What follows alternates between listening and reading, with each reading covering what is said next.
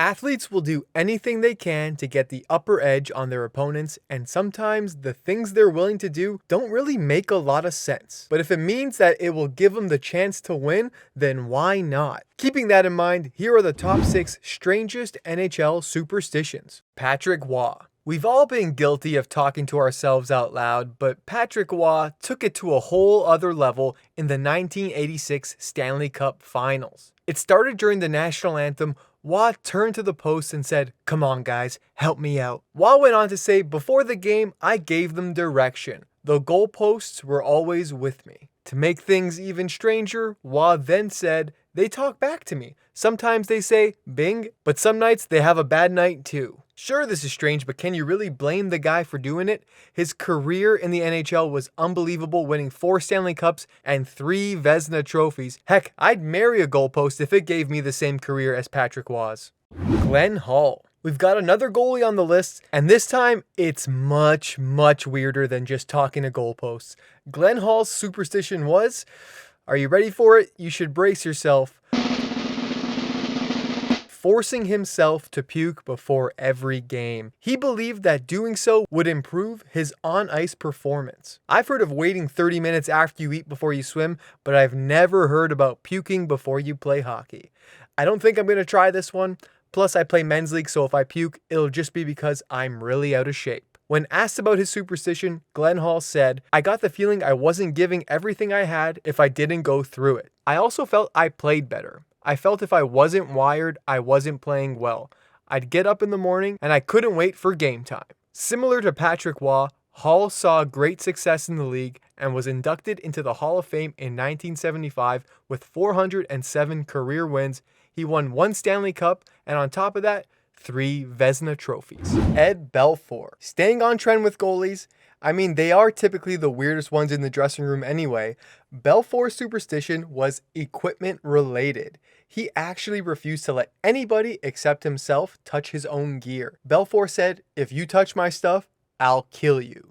Wow, that sort of gives me Ivan Drago vibes from Rocky IV. BELFOUR obviously wasn't going to hurt anyone, but he did mean it when he said no one could touch his equipment, as he felt at his best when only he had touched it. Another part of this superstition is if he had a bad game or let in a soft goal, BELFOUR would completely take apart his gear.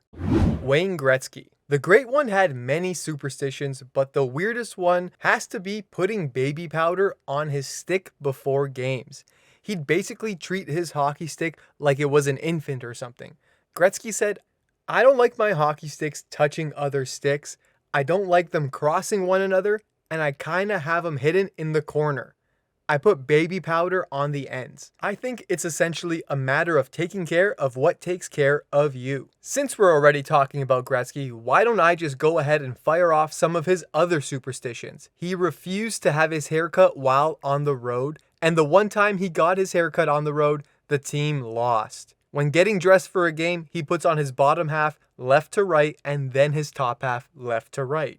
When on the ice for warm-ups, he'd always miss his first shot on net wide right. Following warm-ups, he'd drink a Diet Coke, then water, then Gatorade, and then drink a Diet Coke in that specific order.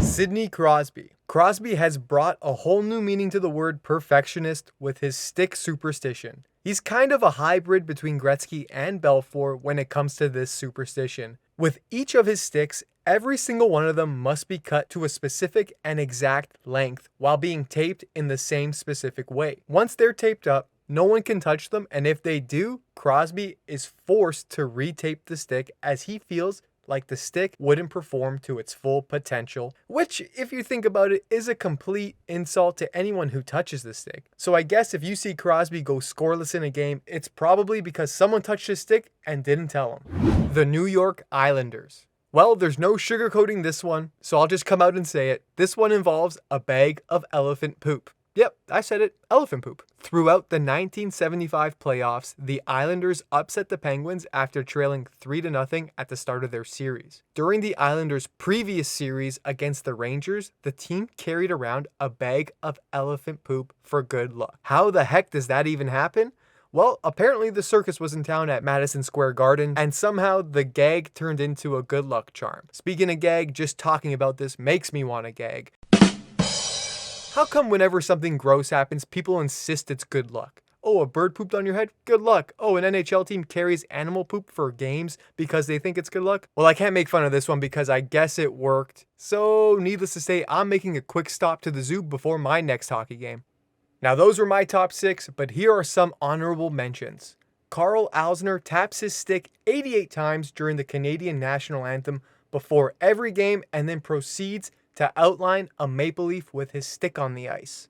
That just seems like more OCD to me than anything. Brendan Shanahan would wear the same shoulder pads he had in his junior hockey days and listen to Madonna on game days. Ray Bourque changed his laces before every game and every period. And lastly, STEPHAN LEBEAU would chew 20 to 25 sticks of gum before the start of every game and then throw it out exactly 2 minutes before opening face-off. He played 373 games in the league, which means he chewed 7,460 sticks of gum. Damn, those are some Hall of Fame numbers. Thanks for watching our videos. Don't forget to hit that like button, and if you're new to the channel, hit that subscribe button, and we'll see you in the next video.